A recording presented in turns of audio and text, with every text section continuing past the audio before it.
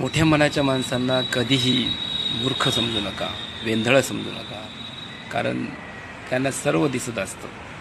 तुमचं जे काही चालू असतं, आपण जे खेळ खेळत असतो ते सर्व कळत असतात. पण जे माणसं मोठ्या मनाचे असतात ते नाते टिकवण्यासाठी किंवा एकूणच सर्व गोष्टी चालू राहण्यासाठी ते त्या गोष्टींकडे दुर्लक्ष करतात.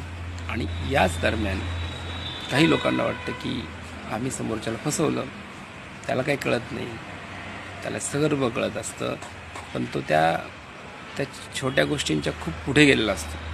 म्हणून अशी माणसं जेव्हा आपल्या आसपास असतात तेव्हा त्यांच्याशी कधीही खोटं वागू नये, त्यांना फसवायचा प्रयत्न करू नये. त्यांना सर्व समजतं आणि एक दिवस असा येतो की ते आपल्यापासून दूर निघून जातात.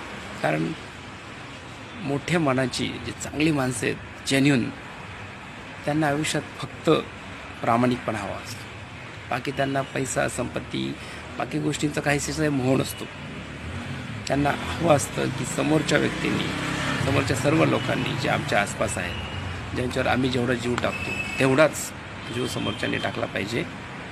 आणि मग काय होईल ते होईल.